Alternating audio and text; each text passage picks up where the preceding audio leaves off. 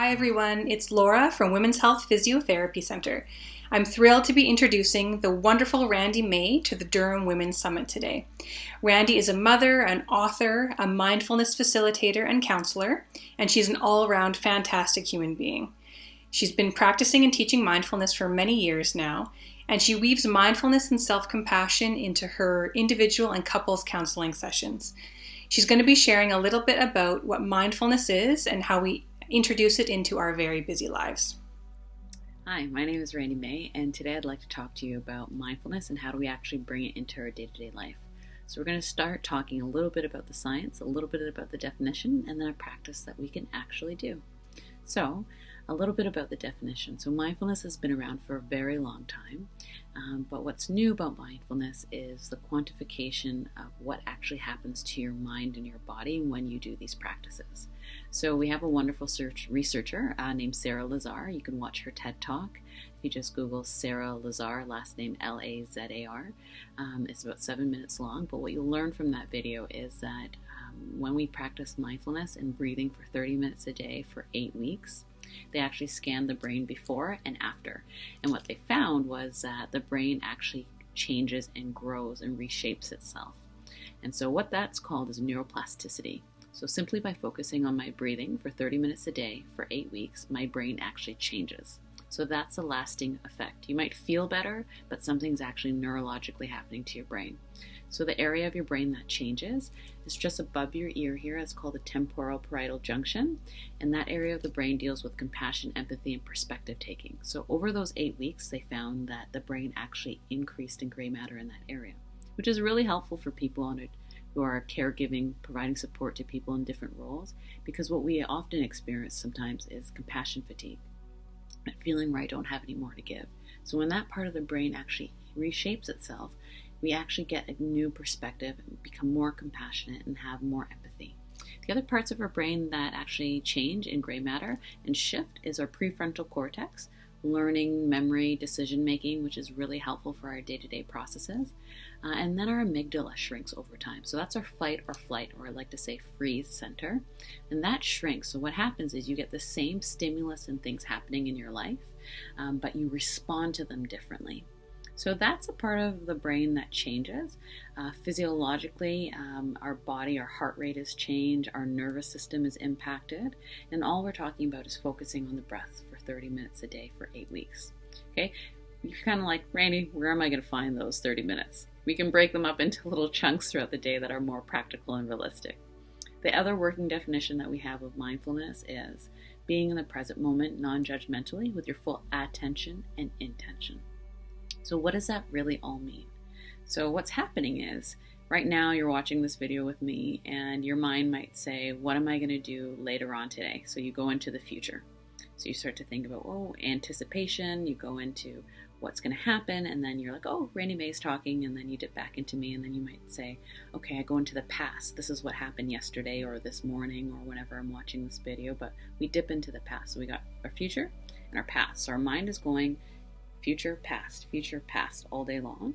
And then once in a while we dip into the now. So the space that we talk about in mindfulness is the present moment. Is my mind and my body, my spirit, if I believe I have one, are they all in the same place at the same time?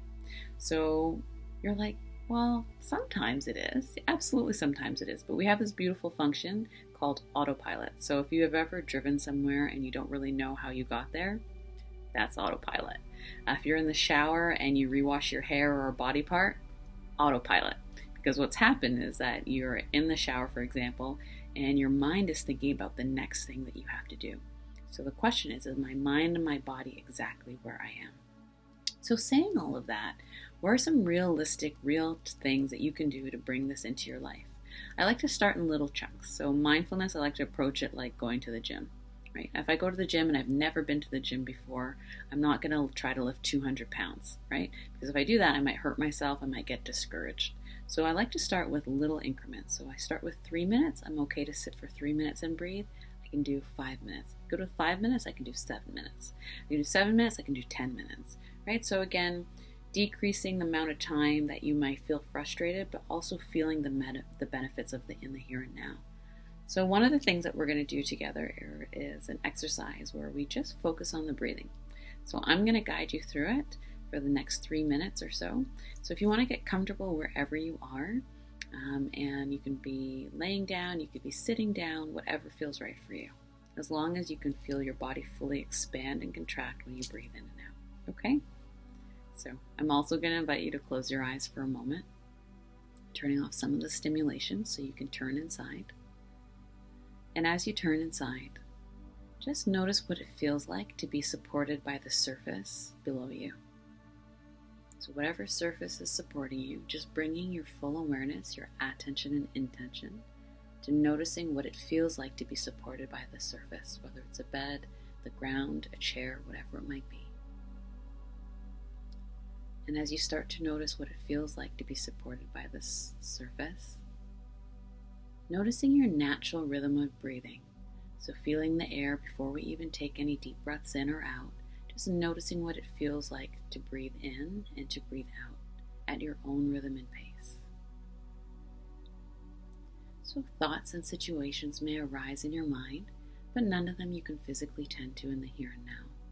So just starting to notice the thoughts as they arise, but not judging them, just being aware that they're there.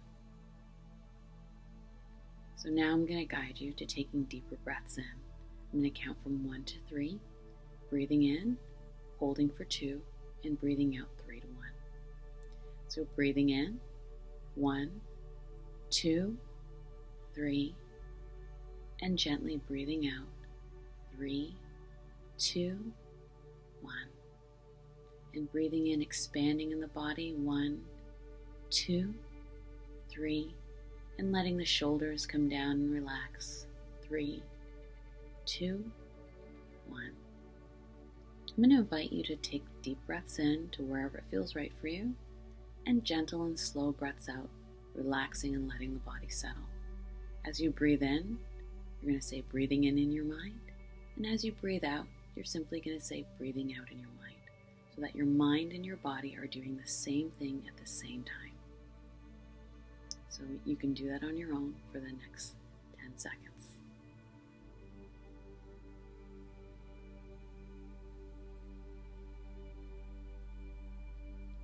So now that you can feel your body expanding and contracting as you breathe in and out, what I'm inviting you to do is allowing your breath to be the invitation to allow you to return to peace that lives within you. So I'm going to invite you to say one kind thing to yourself before we end our practice. Whether it's I love you, whether it's thank you for showing up today, just saying one kind thing to yourself. So taking a nice deep breath in and a gentle breath out and noticing what that feels like. So when you're ready, you can open up your eyes again. So part of this practice is mindfulness is allowing the mind and the body to be in the same place at the same time, but I'd also like to add is compassion. Being busy, on the go all the time, we're always often tending to other people, and through this practice I like to invite compassion as an add-on. So not just focusing on my breathing, but also allowing compassion to be a conscious part of the practice. So am I being compassionate towards myself? And I'm being compassionate towards others as I engage throughout the day. So a part of this practice is it's breathing, yes, that's one, but the other part is, can I invite this idea of compassion towards myself? So that could be when I'm going throughout the day, can I take a pause to have appreciation for one thing that I did today? It could be just showing up for yourself. The other piece about mindfulness is, can I slow down to invite gratitude into my space? So that's the piece that's really important, where we start to notice that we can go through the day and we can get bogged down by the things that are happening. But when I come back to this now space, and my awareness is, oh, I'm grateful for this thing that's happening now. Or it could be, I'm grateful for my breath is still in my body. Or I'm grateful for my heart is still beating. Or I'm grateful for that I have somebody in my life that I can share my kindness, my love, and my joy with. Right? So again, it doesn't have to be something huge. It could just be something that's happening right here in the here and now. So at the end of the day, what is mindfulness really about? Can I bring my full attention and intention to be in the present moment? relaxing what my mind can go into, which is the past, and allowing my mind to, when it reaches into the future, to say, has it happened yet? No, it's okay. Did it already happen? Yes, that's okay. I can bring myself back to the now. So the last thing I want to leave you with when we think about mindfulness in the future and the past is when I go into the future, I go into anticipating something is happening. I might go into a state of anxiousness, and then I can go into a state of anxiety. But when I notice myself going into those stages, I can bring myself back to the now. When I go into the past, I go into a couple of steps. So one is reliving, the other one is rumination, and then I can feel stuck. But in these two spaces, the future and the past, what's happening is my mind is going out of the present moment either way that it goes. So when we bring it right back to the now, remember that you can always bring yourself back. As long as you have your breath with you, your breath is your tool to invite you back into the now. So I hope you had a wonderful experience and continue on your journey. Some really great resources are, there's the Calm app, there's also Insight Timer, which is free. I'm one of the teachers on Insight Timer. And you can listen, if you don't want to listen to my voice, there are thousands of other voices that you can live and listen to. And I kind of like to think about it like this.